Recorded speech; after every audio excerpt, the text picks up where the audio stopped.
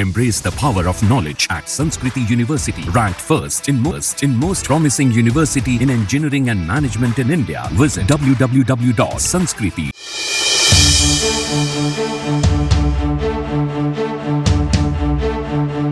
नवादा में देर रात कुछ ऐसा हुआ कि सब दहल गए हैं। जमीन के विवाद से शुरू हुआ ये मामला इतना भीषण आग पकड़ लेगा जिसकी चपेट में 80 से ज्यादा घर कब जलकर खाक हो जाएंगे किसी को भी नहीं पता था। जिसके बाद बिहार के नवादा जिले के मुफस्सिल थाना क्षेत्र के देदौर पंचायत के कृष्णा नगर स्थित दलित बस्ती में आग लगने की घटना से हड़कंप मच गया। तो वहीं इस हादसे में अब तक 15 लोगों की गिरफ्तारी हो चुकी है। नवादा मामले में बिहार के मुख्यमंत्री नीतीश कुमार ने भी कड़ी प्रतिक्रिया दी है। सीएम नीतीश कुमार ने साफ तौर पर कह दिया है कि किसी भी व्यक्ति को कानून हाथ में लेने की इजाजत नहीं है। इस मामले में जो भी दोषी है उन पर सख्त कार्रवाई होनी चाहिए। बता दें कि बिहार के नवादा के मुफस्सिल थाना क्षेत्र के देदौर पंचायत के कृष्णा नगर स्थित दलित बस्ती को सुनियोजित तरीके से कई घरों को आग के हवाले कर दिया गया। इस घटना में आधिकारिक तौर पर अभी तक कुल 21 घरों के जलने की पुष्टि हो गई है। तो वहीं नवादा मामले में बड़ा खुलासा हुआ है कि दलित समुदाय से ही दबंग प्रवृत्ति के लोगों ने इस घटना को अंजाम दिया है। ये दबंग पड़ोस के ही गांव के रहने वाले बताए जा रहे हैं। तो वहीं बता दें ये पूरा मामला जमीन के विवाद को लेकर बताया जा रहा है। कृष्णा नगर में कई सालों से दलित परिवारों के लोग बिहार सरकार की जमीन पर बसे हुए थे। इसी जमीन को लेकर दूसरे पक्ष का भी इस पर दावा किया जा रहा था।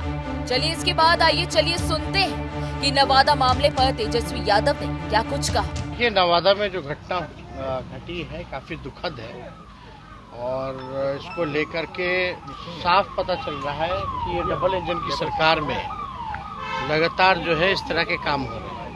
जो भी दोषी है, जिन लोगों ने भी आग लगाई है, उन लोगों को जो है गिरफ्तार जो है करना चाहिए, कानूनी कार्रवाई करनी चाहिए। मांझी जी कह रहे हैं कि इसमें यादवों की साजिश है। मांझी जी मुख्यमंत्री भी रहे हैं। मांझी जी केंद्र मंत्री भी है। केंद्र मंत्री का दर्जा आप समझ सकते हैं, मुख्यमंत्री का ही लेवल का होता है। और जो भी बात उन्होंने कही है उनको तथ्यों से लेना देना नहीं है। मांझी जी उनका बेटा आरएसएस स्कूल से पढ़ा लिखे लोग हैं। जो आरएसएस के लोगों ने थमा दिया उसको केवल वही जो है पढ़े हैं। तथ्य से सच से उनका कोई वास्ता नहीं है। और भाई केंद्र मंत्री है, जाए ना मुख्यमंत्री को मेमोरेंडम दिए हैं क्या, मिले हैं क्या, किनकी सरकार है? दिल्ली से लेकर के बिहार तक तो उन्हीं की सरकार है। जिन लोगों ने आग लगाई जाओ पकड़ो, जेल में डालो, क्या दिक्कत है? लेकिन बिना तथ्यों के जानकारी के कुछ भी नहीं बोलना चाहिए। देखिए, वन नेशन वन इलेक्शन को लेकर के हम इतना ही बोलना चाहेंगे कि भाई ये तो जब बिल आएगा तो देखा जाएगा, पार्लियामेंट में भी हम लोग का क्या स्टैंड रहेगा ये हम लोग देखेंगे। लेकिन आप देखिएगा ये पूरी तरीके से जो हम लोग कहते आए हैं, भर चुनाव कहते आए हैं कि ये गैर संवैधानिक काम जो है किया जा रहा है। डेमोक्रेसी को ख़त्म करने का प्रयास किया जा रहा है। आज वन नेशन वन इलेक्शन जो है वो ला रहे हैं। आगे बोलेंगे one election one nation one party, कल को बोलेंगे वन नेशन वन लीडर।